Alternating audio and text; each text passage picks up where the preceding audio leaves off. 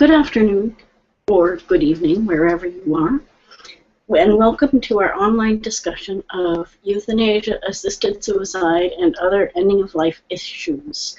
My name is Amy Hasbrook, and I'm the director of Toujours Vivant, Not Dead Yet. We are a project of the Council of Canadians with Disabilities, whose mission is to inform, unify, and give voice to the disability opposition to assisted suicide, euthanasia, and other ending-of-life practices that have a discriminatory impact on people with disabilities. Our position is, we have many reasons for our position, but there are four biggies are that first, it's unnecessary because people with disabilities, or anyone actually, already has the option to commit suicide and to refuse medical treatment and to have palliative sedation until such time as they pass away. Secondly, we believe it's discrimination because non-disabled people who express a desire to die are given suicide prevention treatment, even to the point of being held in a psychiatric hospital against their will. But if a person with a disability expresses a desire to die, first of all, that desire is seen as a rational reaction to their having a disability. And second of all, the society doesn't try to prevent their suicide, but is willing to ensure that that suicide is completed. And so even though most suicide attempts do not result in death, people with disabilities don't have that sort of final right to fail, basically. And so while most failed suicide attempts are considered a cry for help, people with disabilities don't really have that right to cry for help. And thirdly, people with disabilities are really deprived of choices by the effects of discrimination, whether that's a choice in where they live or what circumstances, whether it's their own home or in an institution, what kind of control they have over their daily lives, whether they can go to school or have a job, use public transportation, get into, use local businesses. All of those things are dictated by accessibility and discrimination issues.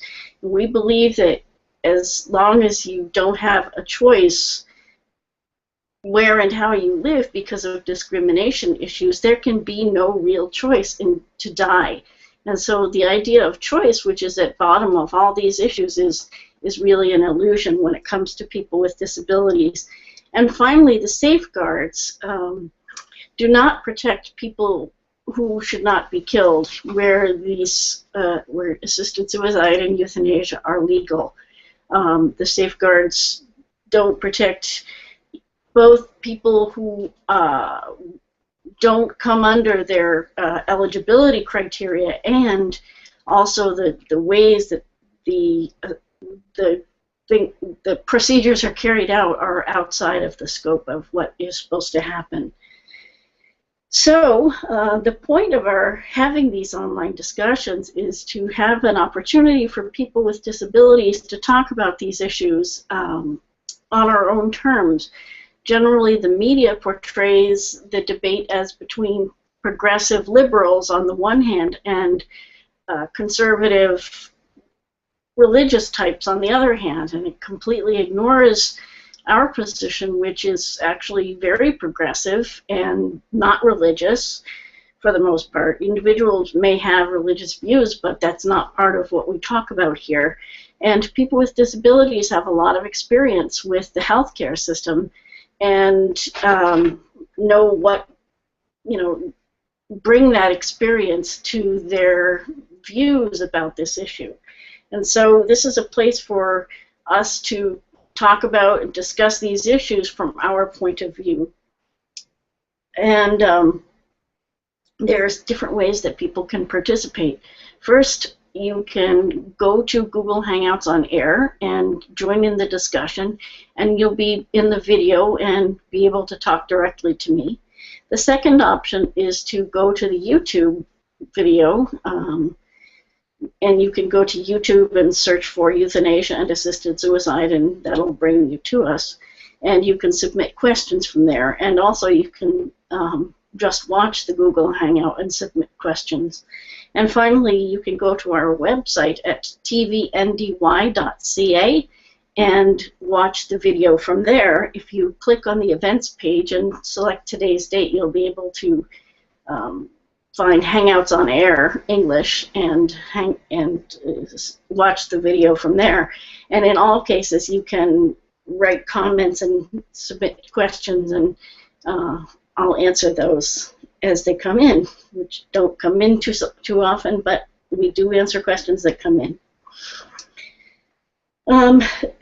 If you have any questions or want information about anything you hear, there are different ways to be in touch with us. First, as I said, we have a website, which is tvndy.ca.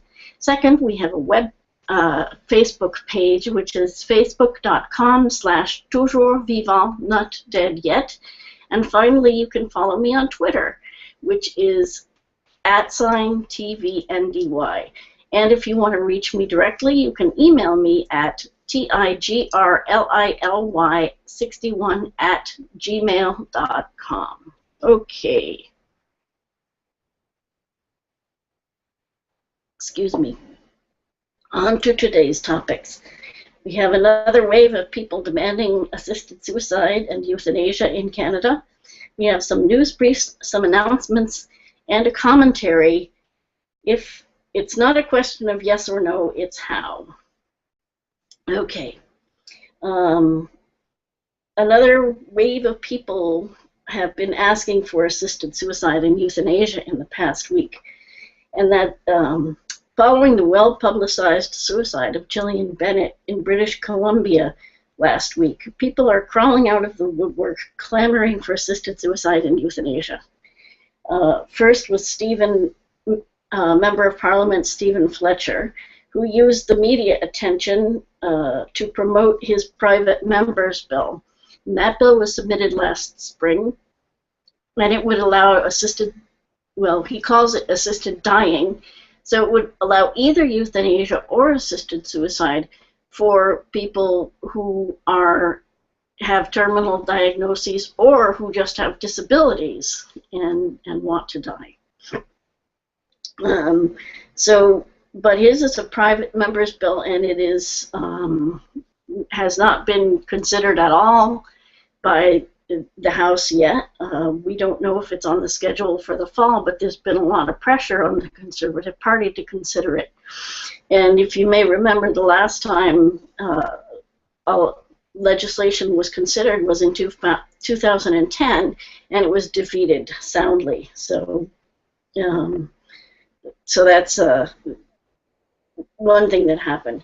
And next, another person who sort of emerged demanding assisted suicide was the widow of Dr. Donald Lowe, who made a plea for assisted suicide in a video released after his death a year ago. Maureen Taylor held a press conference on Monday to encourage the Supreme Court to overturn the law prohibiting assisted suicide. Now that's Section 241 of the Criminal Code, and in Canada the criminal law is a federal matter, so that's the Federal Criminal Code. Section 241 prohibits aiding or abetting a suicide. So, and one thing that I may have said here before is that it seems that every few months someone brings this issue to light. In this case, Ms. Bennett had early signs of dementia, and she did not want to continue to live. And she committed suicide, which is absolutely her right. But she didn't just commit suicide. She made a big deal about, saying everybody should have access to assisted suicide, which seemed a little bizarre to me, because if she's capable of committing suicide, everybody else should be able to do that too. And what we're concerned about is that anybody with a disability who feels suicidal should get aggressive suicide prevention to the degree that a non-disabled person would get. And we're not convinced that that happened, because she was very public before she decided to do so. And she went ahead and killed herself. So as I said, it's a person's right to kill themselves, but we don't believe it's their right to make another person help them. And, you know, even if it's a doctor, even if the doctor is willing to do it, and because ultimately that means the state is paying for people to be killed, and that's not a good thing. Okay, some news briefs for this week. The Council of Canadians with Disabilities and the Canadian Association of Community Living submitted their factum in the Carter case before the Supreme Court yesterday. The case will be heard on October 14th and decided next year. This Carter case started in 2011 when it was submitted. The original trial court decision came out in 2012. It was appealed, and that appeal was heard in March of 2013. It was decided in October of 2013, so almost a year ago. It will be heard before the Supreme Court a year after the appeal was decided, and it will be decided in the months following, probably 9 to 12 months afterwards. So we'll see what happens. Okay, and the other news brief is, this week we saw 3 murders of children with disabilities, a euthanasia of an elderly woman who did not want to live in a nursing home, and several hateful acts perpetrated on people with disabilities, including a newborn with a disability was labeled a cabbage, a drooling cabbage, in fact, by its parents after the surrogate mother gave birth to twins, one of whom had disabilities. The parents took the non-disabled baby but refused the other. So parents hired someone, a woman, to carry the pregnancy, and when she gave birth, she had twins. One of the twins had a disability, and so the people who hired the woman to carry the pregnancy said, no, we won't take that one, we'll just take this other one. So, and the other one they called a drooling cabbage. Very nice, very nice. Okay, a student with intellectual disabilities was given pizza from a garbage can to eat by staff at the school where she attended. And someone stabbed a working guide dog several times in Japan. So that it's not even clear where that happened because the blind person didn't know it had happened. The dog didn't make any noise, and no one intervened. No one said anything, and the person arrived at work, and it was his co-workers who noticed that the dog had been injured. So, and the reason I mention these, is because they happen every day. We get something across the desk that shows the devaluation and disregard for people with disabilities. But second, because it is this devaluation which is what drives the movement for assisted suicide, because people really believe that assisted suicide is something that's appropriate because they see life as a disability, as a fate worse than death. We have a question. I have to go look at it just a sec. Oh, hi, Bonnie. Okay. Okay. Somebody wants to join via video, and I think, Bonnie, if you go to Google Hangouts on Air, you should be able to join live via the video. And I'm not sure whether you're on. I'm not quite sure how to do it. When I've clicked on discussions, I've just gone right into them. I'm not sure if you're watching on YouTube or what, but that's how I've done it when I've when I've joined other discussions in the past. So I would suggest going to Google Hangouts on Air and then clicking on, finding this Hangout and then clicking on it somewhere on the window. It should say how to get in, and then you'll be in. Okay. So Bonnie Sawatsky is a person who works professionally in rehab medicine in British Columbia. So hopefully she'll be able to join us. Okay, so as I said, the reason I mentioned these is not just to bring sad and depressing news, but because these situations demonstrate the devaluation of people with disabilities, which is constant and which underlies the push for assisted suicide. And all of this information is available on our Facebook page, which is at facebook.com/toujours vivant, not dead yet, all one word. Okay, we have some announcements, because there are a lot of events coming up that are pretty important. First, oops, hey, I didn't mean to do that. Come on, there we go. Sorry, I'm playing with my screen. On September 10th, the World Suicide Prevention Day will be happening, and there are events planned all over the place for that. Few suicide prevention groups have taken a position against assisted suicide, and most of them have, a lot of them haven't thought about it at all. Some of them have thought about it, but they haven't. They've decided that, you know, people with disabilities are different, and the same rationale that's given in general. So it's important to bring this issue to the attention of people who work in suicide prevention, because when someone with a disability wants to die, there's really no difference. And that was established by Dr. Carol Gill in the early 90s. She wrote a very good article on this subject. And so it's important to put pressure on the suicide prevention groups and to make them come around to taking a position against assisted suicide. One easy way to communicate our message is to attend a suicide prevention event and to hold a sign that says "Suicide Prevention for All, No Assisted Suicide," with an accessibility logo underneath. In my experience, this message makes people think. Some people realize the contradiction between assisted suicide and suicide prevention and agree with our position, and even people who disagree, it's a good way to start the conversation with those folks. So let's see, I'm trying to figure out if I need to do something select. What happens if I select? I don't know what currently answering.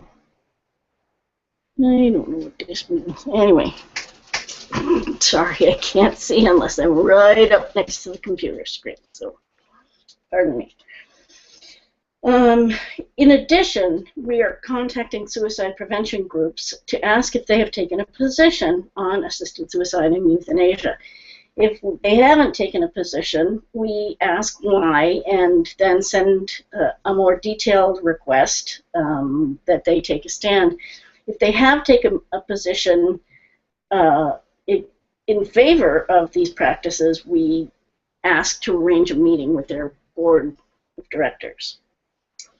And if you would like to get involved, it's probably best to contact a local group that's doing, that is a local suicide prevention group, and see what kind of activities they're doing. And you can either attend an event with a sign, or you can just contact the group and ask them what their position is. And if you need information, or I have a letter that I drafted that would go to a suicide prevention group explaining our position and in relation to suicide prevention measures, so that could be pretty useful. Okay. Next is on September 17th, the World Federation of Right to Die Societies will be in Chicago. The Final Exit Network in the United States will welcome the 20th annual convention or conference of this World Right to Die Society in Chicago from September 17th to the 21st. And there will be actions on the 18th to the 20th. Not Dead Yet intends to welcome the delegates as well. And TVNDY, that's me, will attend and speak about the situation in Canada. Since it is the World Federation of Right to Die Societies, we will be addressing the situation around the world, what's happening, and so that's part of why I'm going to address what's been going on in Canada. If you would like to attend, you can email me at tigrly61@gmail.com, but you need to do it soon this week. On October 2nd, we're having a parliamentary luncheon, and Toujours Vivant, Not Dead Yet, and the Euthanasia Prevention Coalition are organizing the luncheon for members of Parliament on October 2nd at noon in Ottawa, obviously at the House of Parliament. The event will educate MPs about the perspective of people with disabilities who oppose, quote, medical aid in dying, and the bill introduced by Stephen Fletcher last spring. Now, as I said, Stephen Fletcher has gotten a lot of media attention for his bill, partly because he's a quadriplegic, and he, as I said, sort of follows any event that's related with a press release, and so the media comes back and talks to him, and he says exactly the same thing. But others with disabilities have not been consulted about our point of view, and so that's why we are going to speak directly to the members of Parliament about our view of the situation, and ours being the disability rights view, a much more complex and nuanced view, and hopefully help them to understand that Mr. Fletcher's view is certainly not the only one, and that it doesn't provide, his bill won't provide the protections and safeguards that are really necessary to prevent people who shouldn't be killed. And also that his bill would put Canadian society in the position of killing some of its population. And does Canada really want to be killing its population?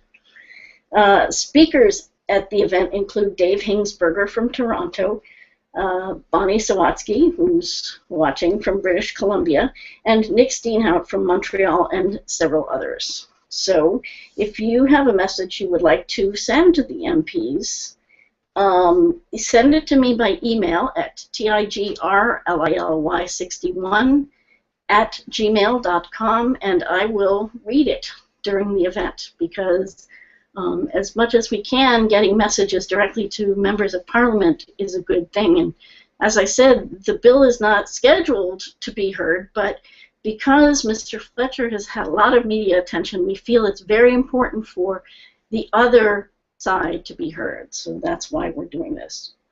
And then on October 3rd, we are having a strategy and planning meeting. The next day after the parliamentary luncheon, people with disabilities will hold a meeting to discuss strategy to deal with the current situation in Canada. The meeting will be based on the Disability Rights Leadership Institute on Bioethics that was held in Washington, D.C. in April of this year. And we'll talk about organizing in the disability community, how to change media bias, and legal and legislative options in the face of the Carter case, the challenges to the Quebec law, all that kind of thing. We'll be talking about all of that. So, again, more people, more good ideas. People should please feel free to join. Anybody, people with disabilities are welcome. And if you want to attend, it would be great if you can email me and let me know. And, hopefully we'll see you on the 3rd. Okay. And lastly, I have a commentary. Hold on, I'm going to have another message to read.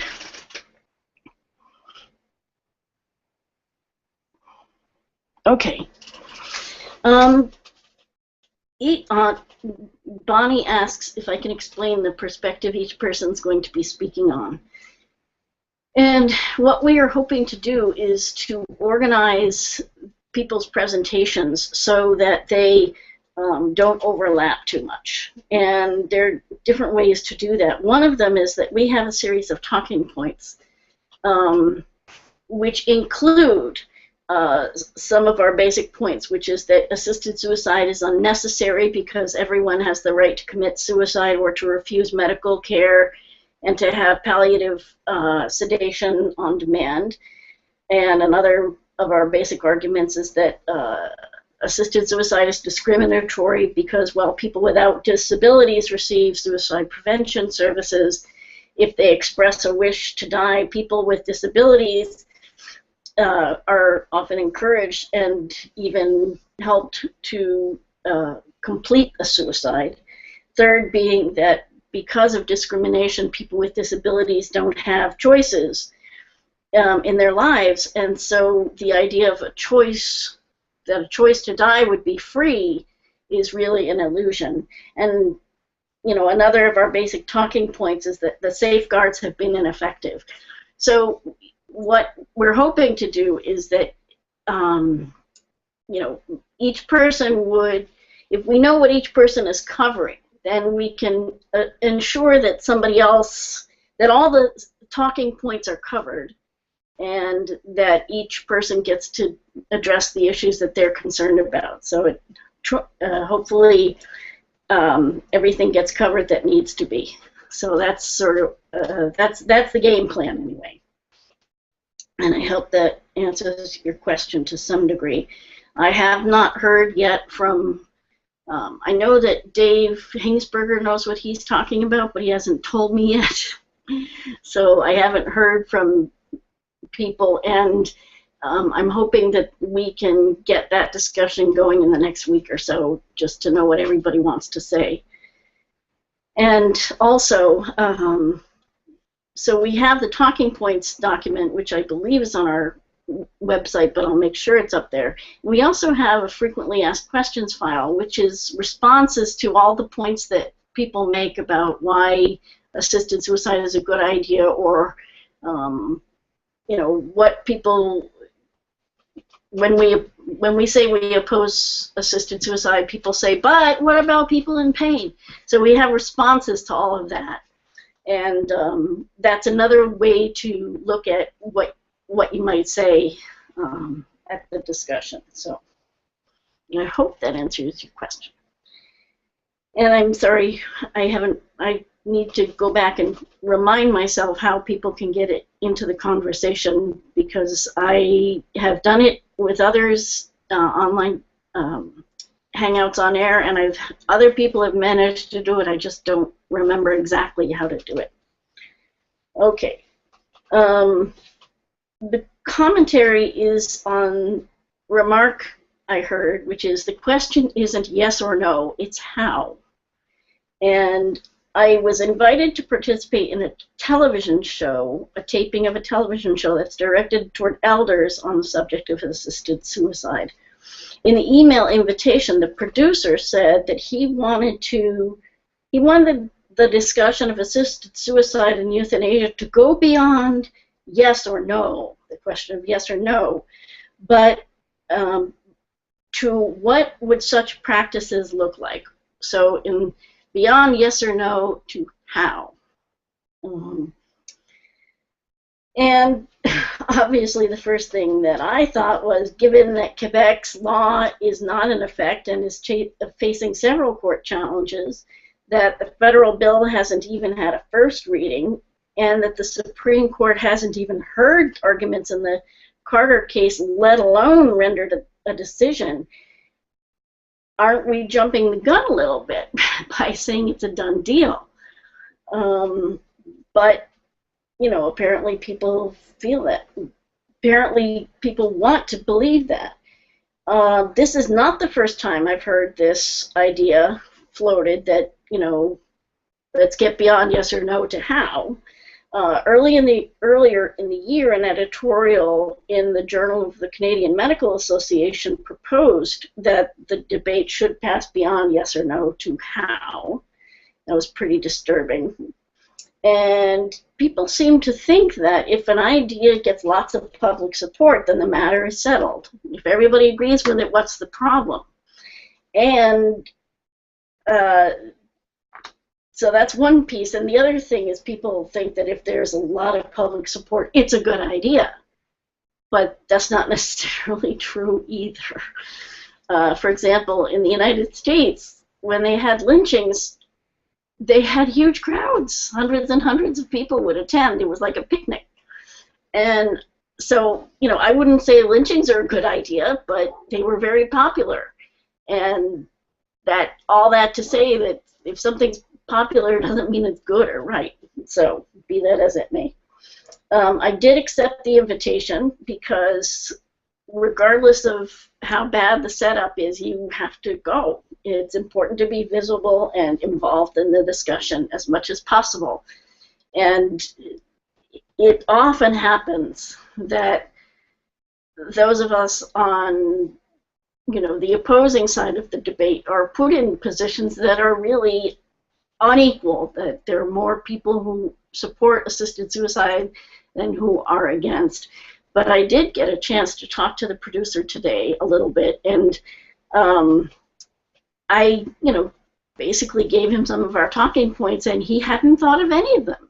And the reason he hadn't thought of any of them is because they're not communicated by non-disabled allies. You know, people don't talk about the discrimination issue. You know, people don't really talk about the choice issue because those relate to the experience of being a person with a disability, facing discrimination on a daily basis. And, you know, those are the basis of our argument, and they're the basis of our experience. And everybody who asks for and gets assisted suicide, almost, except for very, very recently, everybody has some sort of disability, whether or not they have a terminal diagnosis. And that's the one thing that they all have in common, is a disability, whether it's new or long-term. The two basic reasons that people end up asking for assisted suicide are, one, that the supports they want to live independently are not there and they cannot tolerate their living situation. This often happens to people in nursing homes. As I said earlier, there was a woman in Holland who was in a nursing home who was euthanized. And second, a person is newly diagnosed and is confronted with the changes associated with becoming disabled, did not have the support to deal with it, and you know, was not given the encouragement and idea that their life would be whole and useful, and so, you know, probably due to instability and lack of autonomy and services and negative views of themselves, thought that dying would be the best way to deal with their disability and diminishing capacities. So those are just a few of the issues that we've been dealing with. Oh, here's another comment. I'm going to read it. People really can't imagine being disabled if they're not. The idea of being blind or using a wheelchair seems overwhelming and awful. Until one lives with it, you really don't know how well you will cope. I agree. I absolutely agree, Bonnie. And the one thing that I would add is that people are confronted all the time with negative images of disability in the media. It starts from childhood and fairy tales when the villain always has a hook or some kind of physical manifestation of moral or spiritual fault, and you know, those ideas continue to images in grown-up media where the person with a disability always needs a non-disabled person to set them straight. Most of the images you see are about pity or about, there's still now lots of villains with disabilities, etc. So this is sort of I call it the Pandora's box that people live with, that keeps accumulating stuff, and then as soon as somebody becomes disabled, this box gets blown open, and all these ideas that people have been accumulating throughout their lives about disability suddenly come to be associated with the person because of their disability. And it's very hard to fight back against those ideas, those internalized ideas.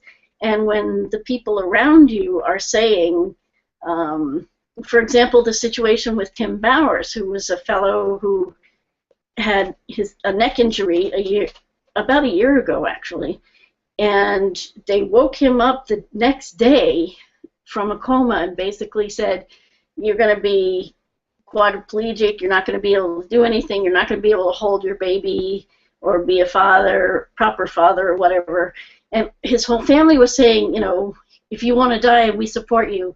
And of course, you know, he's in shock. And so he decides, you know, that he wants to die, and so they unplug him and he dies. So it's also the effect of how people around you look at you, and that is where the devaluation of people with disabilities comes in. So if you are devalued and you don't have options other than living in an institution, you don't have home-based services, you don't have a sufficient income, you know, you can't work not because you're incapable, but because of discrimination. You can't get into the workplace. You can't get hired because of people's views of your capacities as a person with a disability. Where is the choice in that situation? You know, it creates a no-win situation. So I completely agree. People don't know, and what they believe is the negative images they see in the media, and they're afraid. And when they become disabled or acquire a terminal diagnosis, which comes with disabling symptoms, then that fear becomes overwhelming, as well as the actual experience. And if they don't have time to get through the grief and support to get through the grief, they're going to be in a bad way. So, yeah, I completely agree. Okay, nothing else. Did you have any other comments, Bonnie? Hopefully you will write them down, or we can also exchange emails, because I'm going to give the information about how to contact us if people have questions or want more information. First of all, people can email me at tigrlily61@gmail.com. You can follow us on Twitter @TVNDY. Also, we have a website, which is tvndy.ca, and we have archived all of our online discussions there. And finally, we have a Facebook page, which is facebook.com/toujours vivant, not dead yet, all one word. And the Facebook page is updated very frequently, usually at least a couple of times a day, because there's always stuff coming in, and information from, you know, as far as and wide as I can bring it, because I feel it's important for us all to know what's going on. Oh, here's another comment. Let's see. I think that's another comment.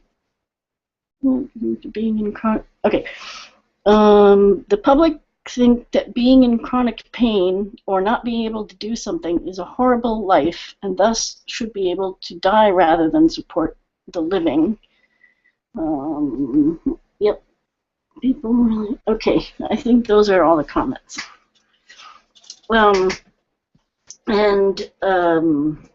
Okay. So we have the archived versions of our discussions online at our website at tvndy.ca, and people are certainly welcome to join us every week on Friday afternoons, Eastern Time at 3 p.m., and can catch up on old discussions by going to our website. I'm just going to see if there's anything else. Oh, there's another comment. You make a short video can be played or displayed at Dawson. Yes, yes, I can do that. And also we could probably, Irene Ogrzek just asked if we could do a short video at Dawson, and yes. And in fact, I could do a piece of video that's just the basic, our basic talking points, the 4 basic reasons. So I'll do that at another time. All right. Thank you all for joining us, and please feel free to spread the word, because the more people who come and participate, the more we have a discussion. And I look forward to doing this again next week. Take good care. Please come back soon, and we'll be in touch. Goodbye.